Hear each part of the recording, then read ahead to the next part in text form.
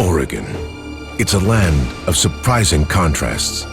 In the west, a primeval landscape at the edge of the world. To the east, miles of high-altitude desert. Too desolate for life to thrive.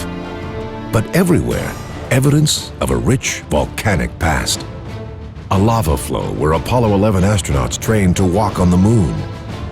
A vast crater with the deepest lake in North America. And painted hills that hold the fossils of amazing ancient creatures. Oregon has always been known for the hopeful spirit of its pioneers and the success of its entrepreneurs.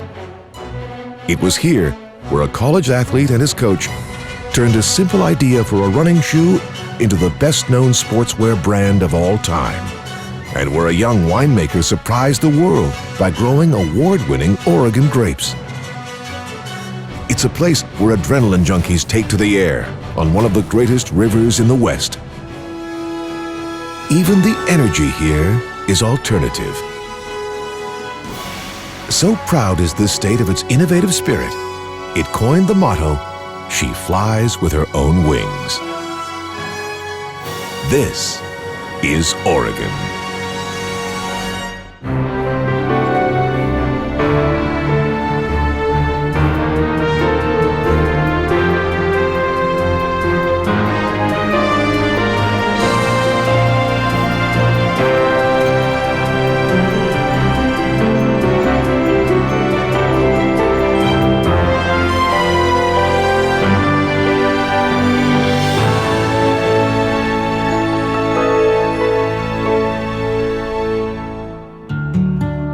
Our journey across Oregon begins in a place that defies a simple description. The city of Portland can't be easily pinned down. Individuality, eccentricity, and being different, deliberately. A unique mix that's intrinsically made in Oregon. It's a place with a nonconformist streak, the birthplace of The Simpsons creator, Matt Groening, and the childhood home of grunge rocker Courtney Love. Here, pubs don't just serve beer, they're likely to brew it. It's the unofficial capital of the craft beer craze, and home to more tattoo shops per capita than any other city. But only from the air is it possible to discover how Portland truly turns things upside down. Gardens grow on 27 acres of rooftop. They're surprising but sensible, capturing rainfall that would otherwise be wasted as runoff, reducing pollution and saving energy. Reinventing green spaces is just one way Oregonians think outside the box and keep alive the adventurous spirit of the state's original pioneers. To understand how one of America's quirkiest cities got this way requires traveling back in time, starting at one of Oregon's wildest places. At the center of this state is an unusual gathering place in the foothills of the Ochako Mountains, one that seems to breathe the air of Oregon's pioneering spirit. The appropriately named Crooked River twists and turns through steep slopes to the towering spires of Smith Rock. This castle of craggy peaks dates back to a catastrophic eruption nearly 20 million years ago. Hot ash, lava, and chunks of rock surged like an ancient oil gusher, eventually cooling in place and, over time, weathering into great stone pinnacles. In some cultures, places like this attract mystics. In Oregon, it's a haven for adventurers. Welcome to one of the hottest spots for sport climbing in North America, challenging the best in the world to find new routes up its most demanding surfaces. The toughest one of all is a 300-foot-high pillar that looms above the valley. It's called Monkey Face. For these hardcore sport climbers, it isn't just about reaching the top. It's about finding the toughest possible route up and down the peak. Scaling near vertical walls, suspending from a single rope, and rappelling into the abyss. The ultimate achievement? to be the first to take on a newer, harder route and earn the privilege of naming it. In 1992, Monkey Face became an international icon when French climber Jean-Baptiste Tribault made the first ascent up the overhanging east wall. It instantly eclipsed even the toughest climbs in North America. He named the route Just Do It. Once climbers reach the top of Smith Rock, many take a moment to savor the view of one of America's most remarkable landscapes.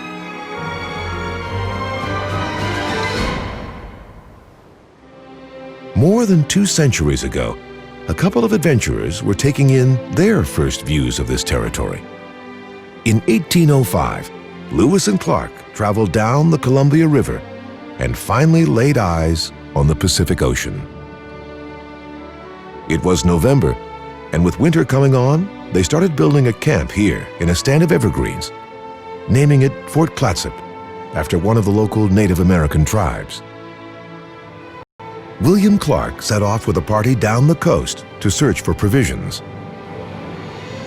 In the fall, this coast is now a popular place to spot gray whales on their annual migration between the Bering Sea and Mexico. A little further on, Clark clambered up the steep bluffs of Tillamook Head, which he described in his journal as the steepest, worst, and highest mountain I ever ascended.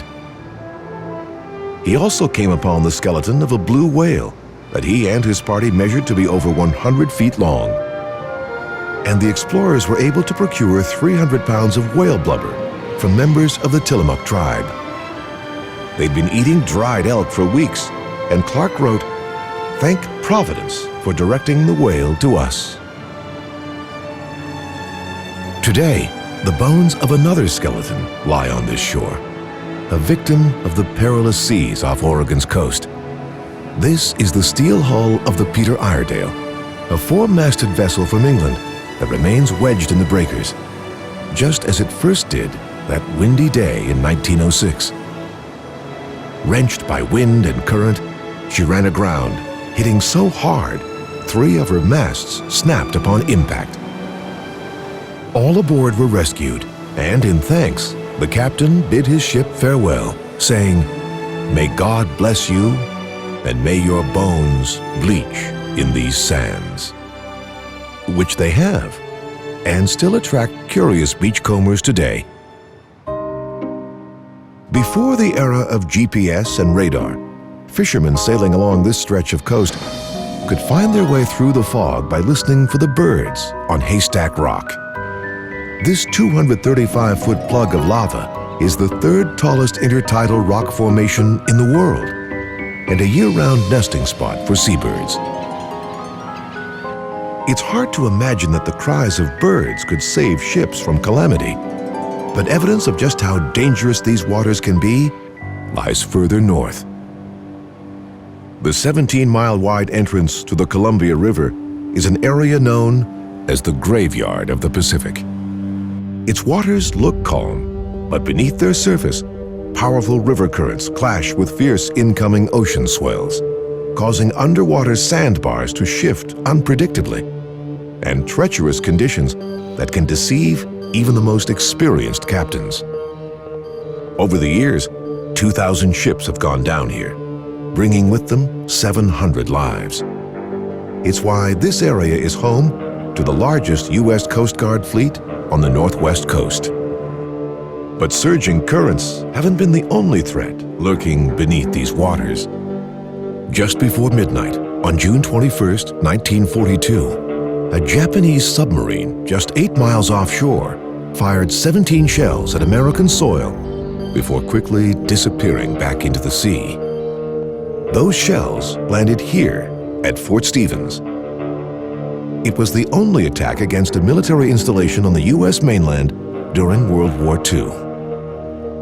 Today's visitors explore the batteries where Fort Stevens soldiers scrambled in the dark to their posts, ready to repulse the Japanese attack. But before they could, officers deemed the sub too far out of range. Fort Stevens was decommissioned in 1947, but still stands guard at the mouth of the Columbia. the gateway for ships headed to Portland. 10 miles upriver, they pass under the Astoria-Megler Bridge. Stretching more than 4 miles, it's the largest continuous truss bridge in America. Designed to exploit the remarkable stability of triangles of bolted steel, it was an engineering marvel when it finally opened for traffic in 1966. This is the very northwest corner of Oregon. The town of Astoria is perched on its edge. It's now home to 10,000, but Astoria began as a small fur trading post, and not long after Lewis and Clark's arrival, became the first European settlement in the Northwest. When they first arrived at the Pacific in 1805, Lewis and Clark carved their initials in a tree. That tree is gone, but Astoria is known today for another set of carvings. The Astoria Column, erected in 1926, celebrates the westward expansion of Oregon's early settlers, their first contact with Native Americans, and key events in the journey of Lewis and Clark. As these carvings illustrate, many more followed in their footsteps, including the Oregon Trail pioneers. In the early to mid-19th century, more than 10,000 people arrived into the territory via the Oregon Trail. This overland route brought pioneers into eastern Oregon at today's Idaho border and through the state's eastern desert on their journey west. One of the pioneers who made the hard slog through Oregon's dry scrubland was a woman named Amelia Knight. Amelia, her husband, and 7 children had already traveled 1,250 miles from Iowa. On August 12, 1853, she made an entry into her diary. "We were traveling slowly when our oxen dropped dead in the yoke. I could hardly help shedding tears. This poor ox who had helped us all along thus far and had given us his very last step." But the Knight family pressed on, driven by a belief that a better life was just ahead. Soon after crossing into the territory, the Oregon Trail swung north through scrub, woodland, and then followed the Columbia River west. This detour north was critical. Going straight through central Oregon would have meant confronting some of the most unusual and inhospitable terrain in America. Imagine trying to drive a covered wagon over this. Encountering the painted hills in north central Oregon can make one feel like they've been transported to Mars. In fact, this scenic marvel is an extraordinary record of the past 40 million years. A logbook of changes in climate, plant, and animal life. It's the story of Oregon's ancient past, told in colored soils. Red, from the residue of wet primeval forests of sequoia and oak. Yellow, from a time when the climate turned dry. And everything preserved in a dusting of volcanic ash, tens of millions of years old, that's kept these hills free of vegetation for all to see. Prehistoric beasts once walked here too. 3-toed horses, pigs the size of bison, and rhinos. Many thousands of their fossils have been recovered. Volcanic activity has dramatically changed the face of Oregon. Molten magma has built many of its mountains, and fresh lava flows blanket hundreds of square miles. These are Oregon's high lava plains, home to some of the youngest and most dramatic volcanic sites in the state. Rising 500 feet from a tree-covered plain stands Lava Butte, a type of volcano called a cinder cone that formed 7,000 years ago. A fire station stands on its rim, looking out over the field of lava that seeped from the butte. Giant lava flows are everywhere in Oregon, but there's nothing like this one. It's known as the Big Obsidian Flow. 1,300 years ago, a nearby volcano belched 170 million cubic yards of liquid volcanic glass, enough to pave a road circling the Earth 3 times. In its hardened state, obsidian is perfect for making tools. The cutting edge of an obsidian knife is sharper than steel. It's not exactly easy terrain. In the 1960s, NASA discovered that the moon's surface looked a lot like this lava flow. Apollo 11 astronauts Neil Armstrong, Buzz Aldrin, and Michael Collins came here to practice walking across jagged, unpredictable terrain so they wouldn't tear their spacesuits on the moon.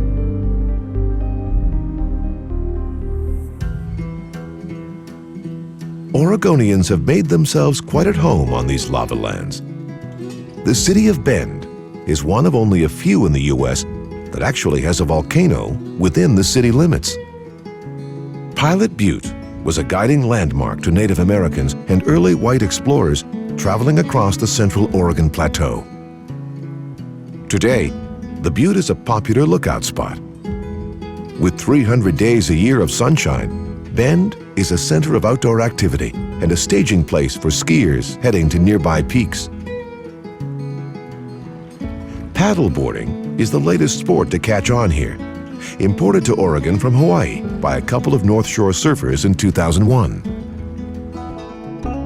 Bend may be a recreation hub today, but these rising silver smokestacks broadcast the city's roots as a hard-working lumber town.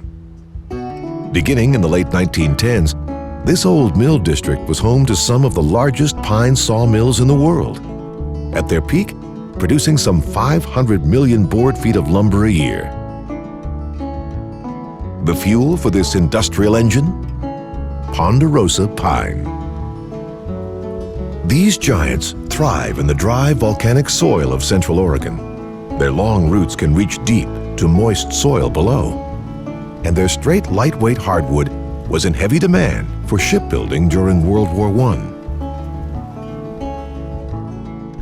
Oregon's earliest pioneers steered clear of this part of the state.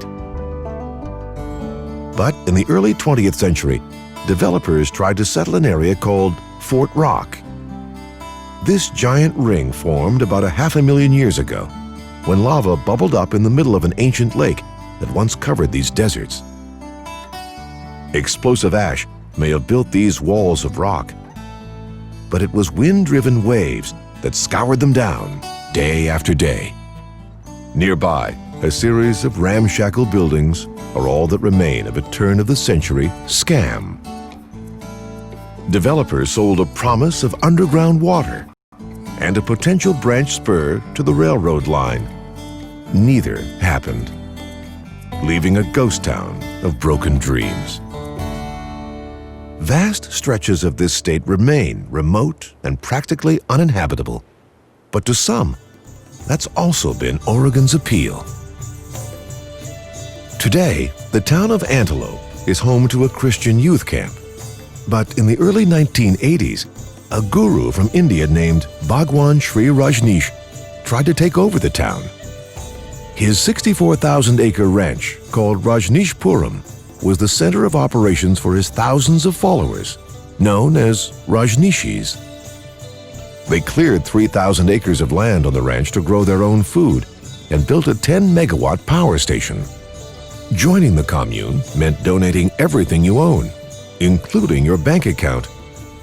Perhaps that is what allowed Rajneesh to have his own fleet of Rolls-Royces. It's also been reported that the group amassed so many weapons they had more firepower than all the Oregon State Police east of the Cascades. But in 1985, one of the community's leaders tried to rig the county election with an outrageous attack, planting salmonella in salad bars at 10 local restaurants. It was the first act of bioterrorism in the U.S. 1 year later, the dream was over, and Rajneeshpuram lay abandoned. Throughout its history, Oregon has lured many seeking alternative ways of life. From hardscrabble pioneers to sport climbers scaling its volcanic peaks. But these days, it's also home to alternative energy and a fast-growing forest of giant machines that run on the wind.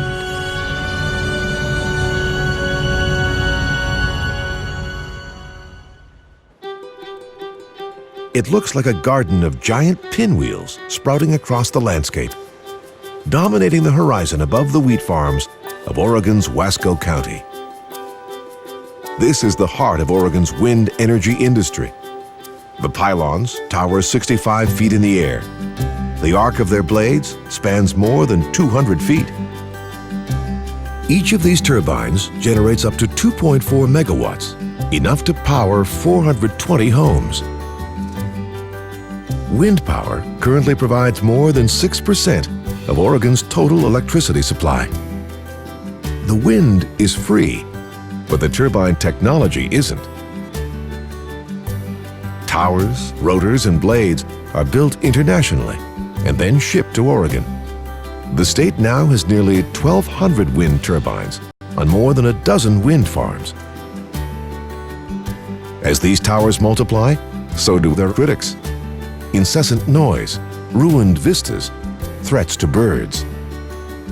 The complaints are mounting, but there's no question that wind is providing an important alternative to Oregon's traditional sources of electricity. And the demand for power is increasing in the state, especially from Oregon's recently developing digital economy.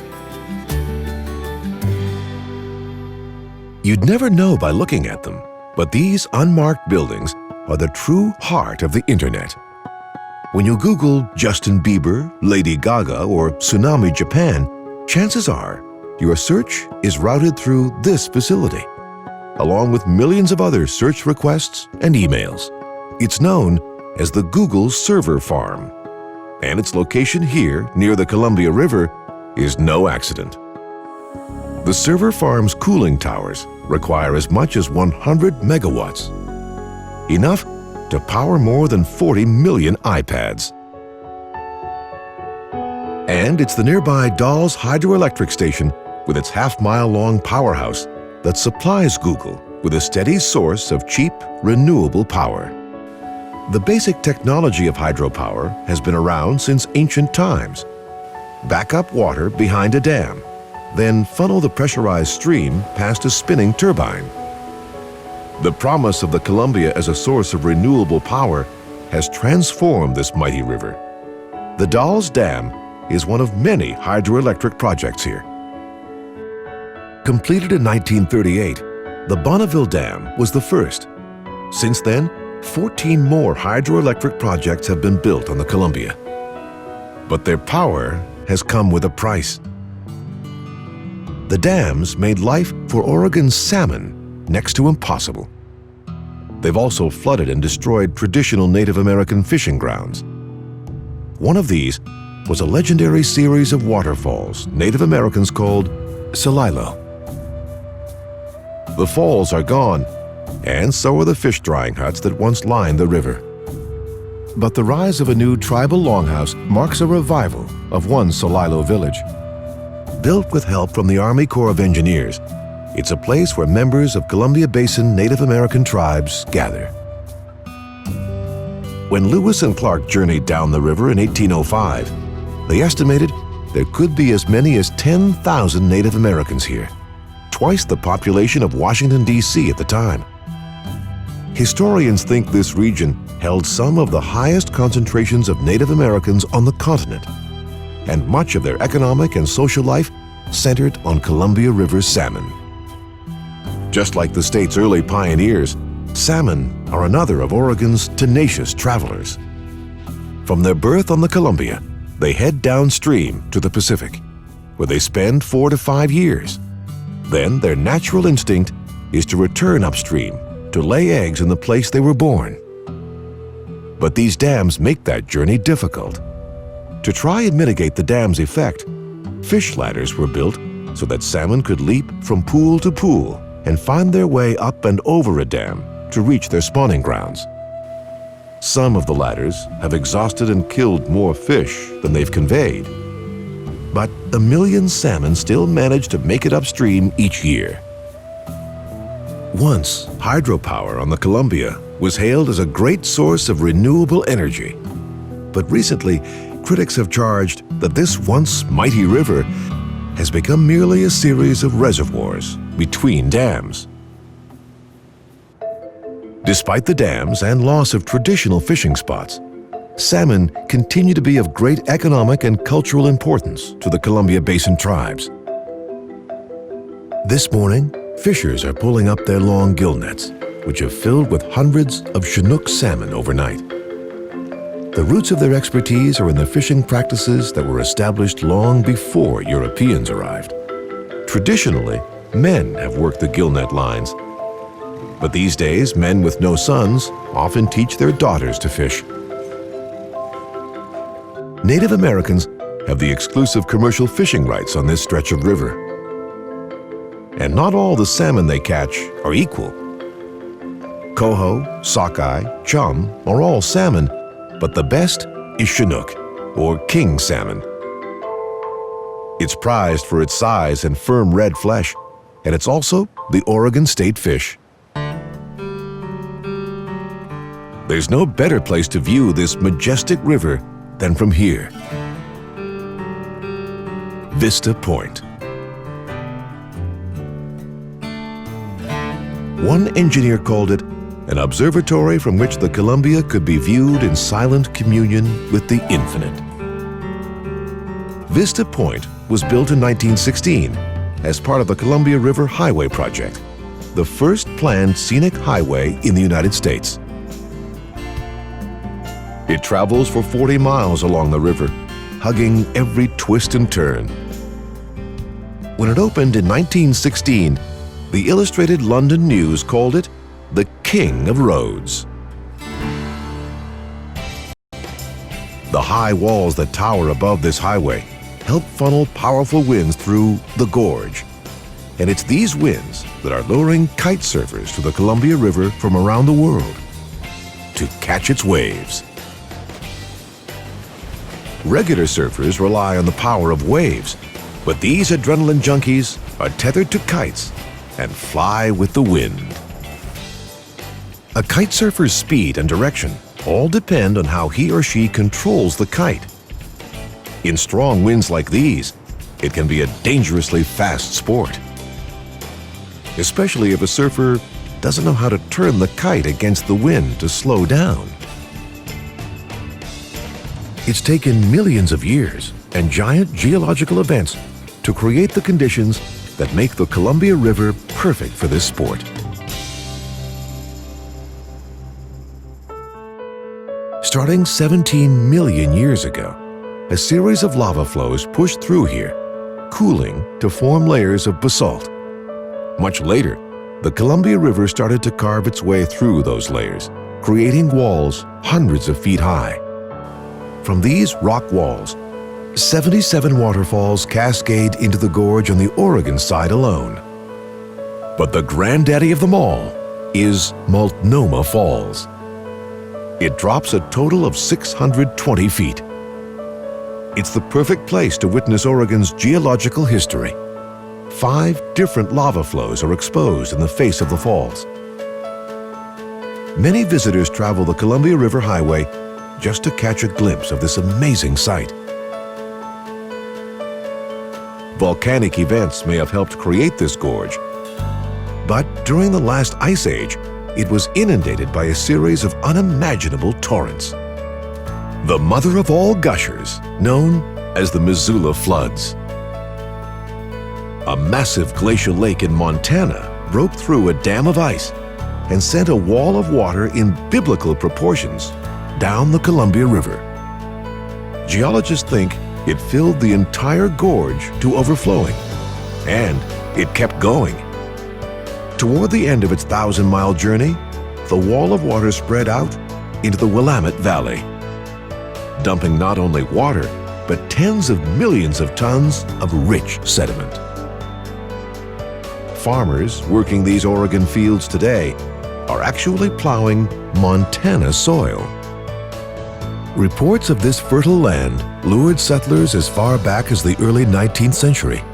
But for many, getting here meant having to cross on foot one of the greatest mountain ranges in America. Rising high above Oregon's western valleys are the Cascade Mountains, jagged monuments to the power of molten lava. They're part of a stunning range of peaks that extends from Canada to California. Many are easily recognized from afar. Among them, the Three Sisters, and the sharpest peak of them all, Mount Thielsen. Rising more than 9,000 feet, it's been called the lightning rod of the Cascades. 150 years ago, these mountains were the last great hurdle for Oregon's early pioneers on their journey west. One, Amelia Knight, described this leg of the trip in her diary. "We traveled over the worst road that was ever made, winding round stumps, logs, and fallen trees. The handsomest timber in the world must be here in these Cascade Mountains." Logging prospectors agreed. The massive conifers were unlike anything they'd seen back east. The first logging operations in Oregon were set up in the mid-19th century, but it wasn't until 1938 that the state surpassed its neighbor Washington as the nation's top timber producer, a position it holds to this day. Ancient forests of Douglas fir and Sitka spruce have been replaced by a patchwork of clear-cuts. Once harvested, the timber is hauled to mills for processing. It wasn't timber that the Oregon Trail pioneers were after. Their promised land was a fertile river valley called the Willamette. It stretches from Portland south to Eugene and beyond. It lies between the Cascades to the east and the Pacific Ocean to the west. The Willamette is the most populated area of Oregon. For centuries, its fertile land has been luring thousands with the promise of prosperity. On September 13, 1853, after traveling for 5 months and 2,000 miles, the Knight family finally found a suitable spot for a farm. 4 days later, after Amelia Knight had given birth to her 8th child, her husband traded their team of oxen for a half-acre planted with potatoes and a small log cabin with no windows. Farmers and ranchers continue to tap this fertile valley with all kinds of new crops and creatures. It seemed like a long shot in 1990 when the Campbell family decided to experiment with raising South American alpaca here. But today, their ranch, called Alpacas of Oregon, is one of 10 of its kind in the area. One reason alpacas are preferred by today's eco-ranchers is that they're highly resistant to disease, eat a tenth of what a horse does, and each year, a single alpaca produces $400 worth of high-quality fleece. They're the perfect renewable resource. Nearby, another imported species is thriving. These are the Dundee Hills, home to rich red soils that have proved to be invaluable to winemakers. The rich flavor and complexity of Willamette grapes is due to a distinctive mix of slope, soil, and climate that impart a sense of place deep within the wine.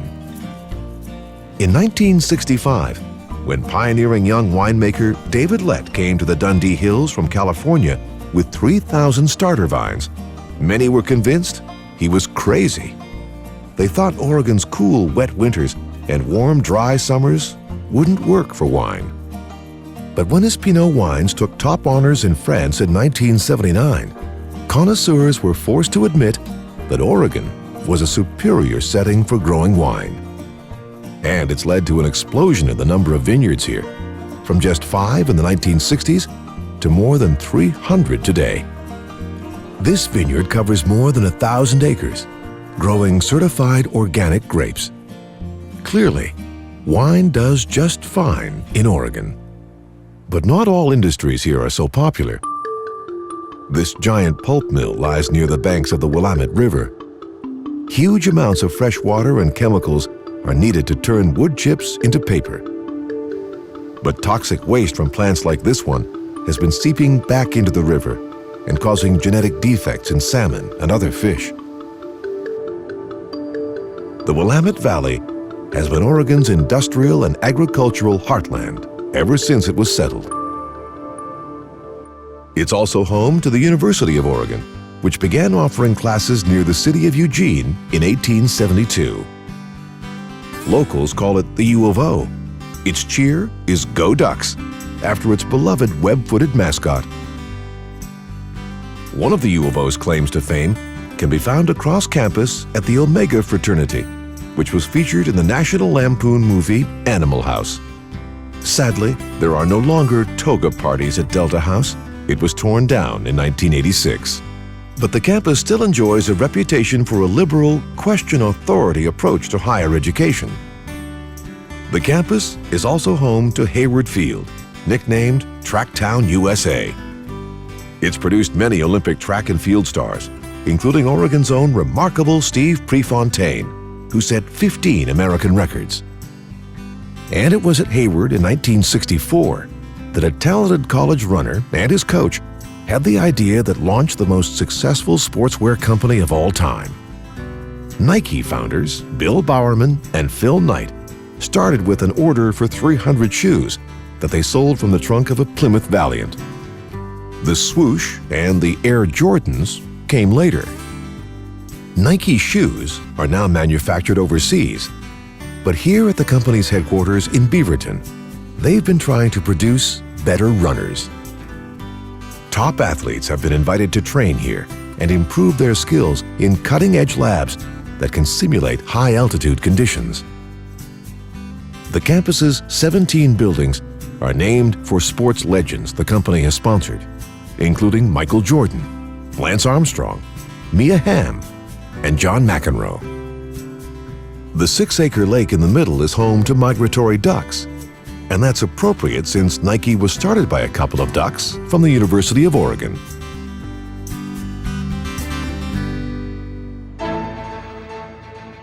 When Oregon finally became a state in 1859, the town of Salem, which lies in the heart of the Willamette, was a logical choice for its capital. Its state house was built in 1938, reflecting the Art Deco style similar to Rockefeller Center in New York City. Rather than a traditional dome, the architects, Trowbridge and Livingston, designed a rotunda 160 feet high. It's been criticized as looking like a paint can when it's noticed at all underneath the crowning 22-foot gilded statue representing the state's earliest settlers. This anonymous Oregon pioneer holds an axe in one hand, a tarp for shelter in the other, and he's alone. Of course, most of the Oregon Trail pioneers were not. They included families like that of Amelia Knight and neighbors who banded together to survive their harsh life in this new land.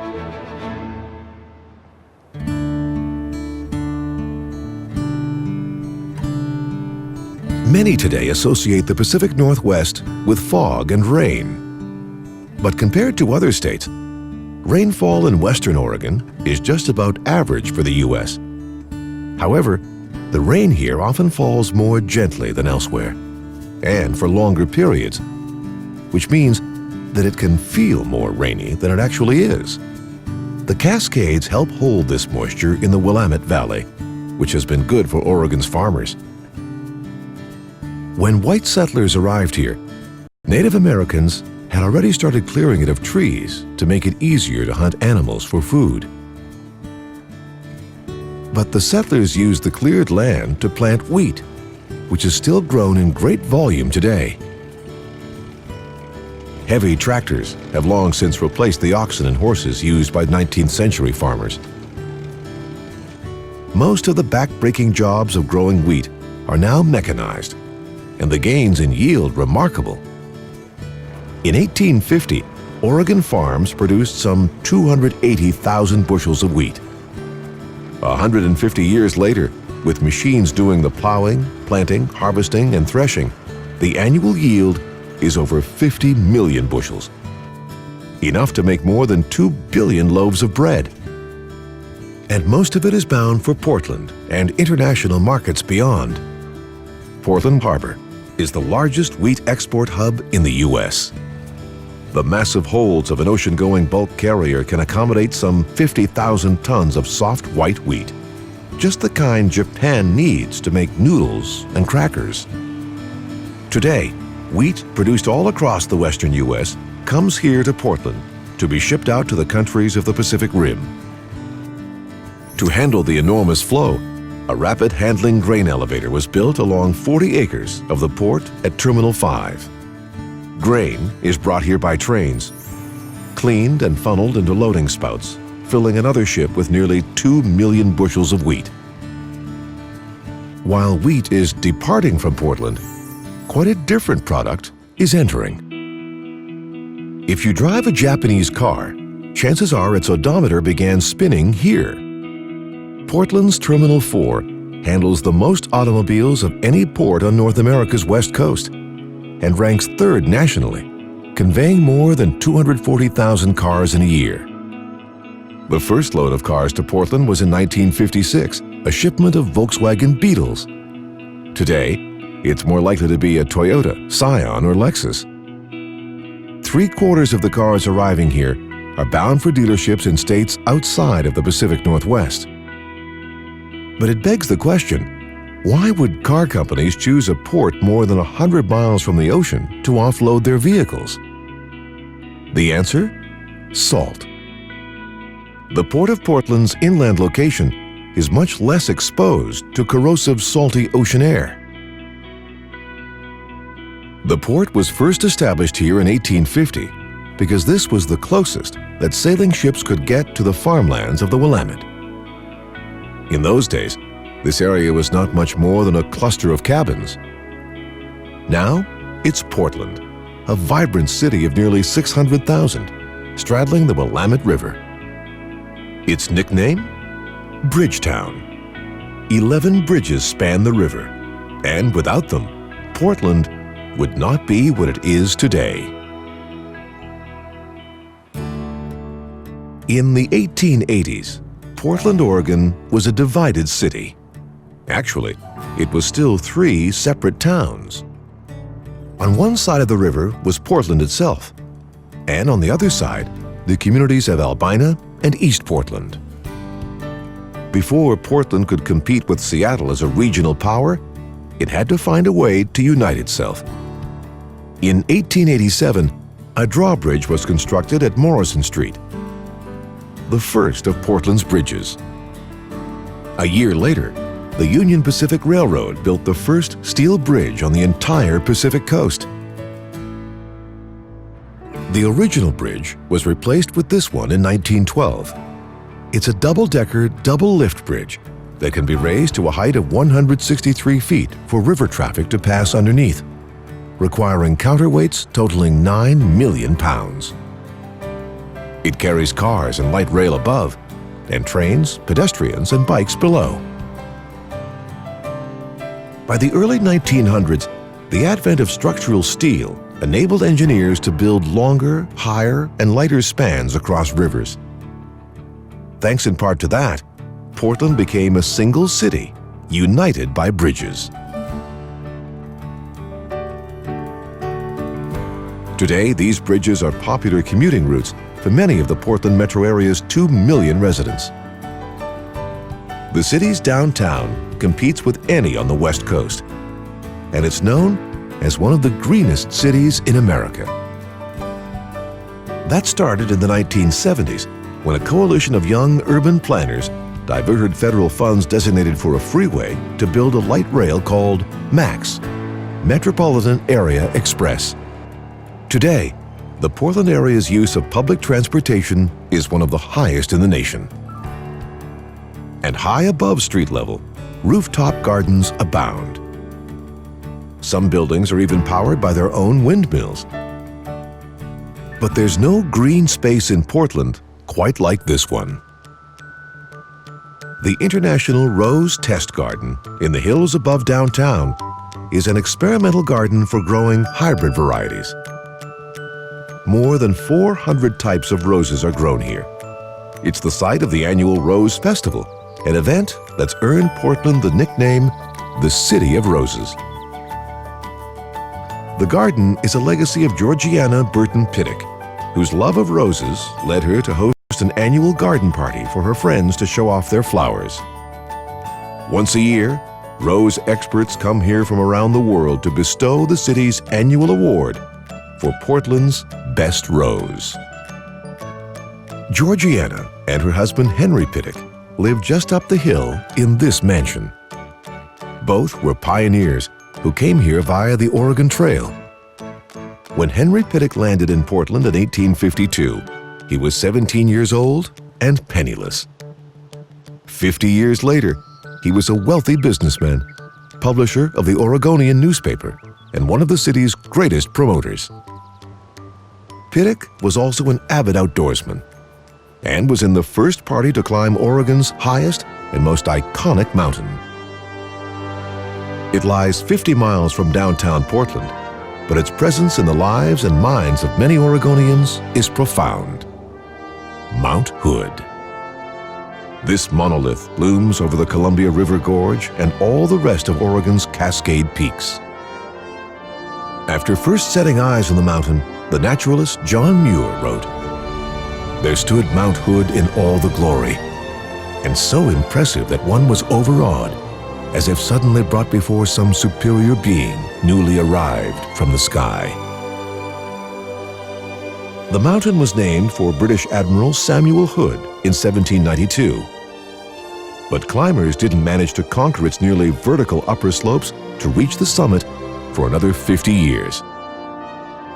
About 10,000 people attempt to climb Mount Hood each year. 130 have died trying. The mountain hasn't had a major eruption for close to 200 years, and scientists say there's a slim chance it will awaken over the next few decades. Mount Hood is just one of the 16 volcanic peaks that lie in Oregon's Cascades.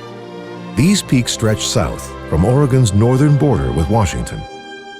5 of these 16 mountains remain potentially active volcanoes, including Mount Hood, Mount Jefferson, the Three Sisters, and the Newberry Crater. But Oregon's 5th and southernmost volcanic peak isn't known for its towering heights, but rather its awe-inspiring depths. This is Crater Lake.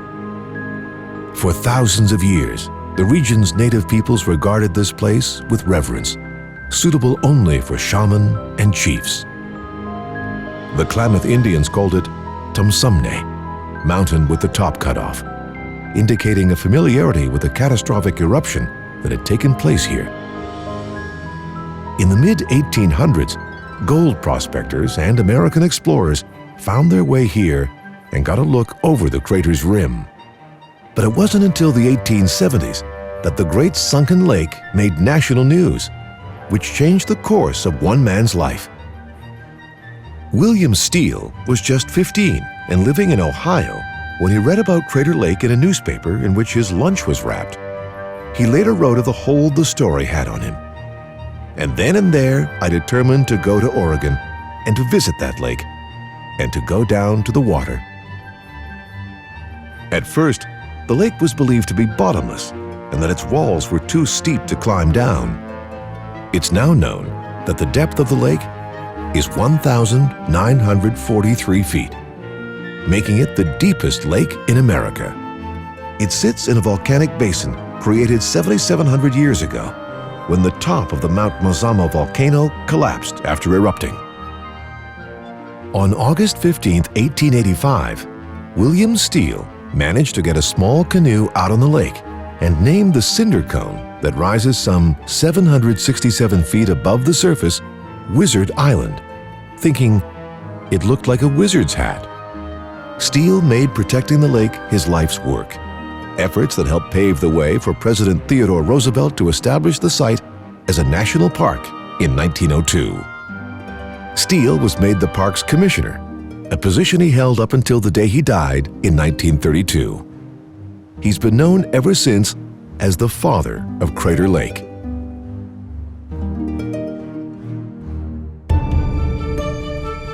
conservationists, adventurers, pioneers.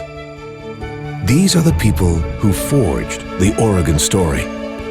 The Native American tribes who fish its great river. The hope-filled settlers who crossed its peaks to reach Willamette's fertile plains. The hard-working farmers who still till its soil. And the thrill seekers who keep Oregon's spirit of adventure alive.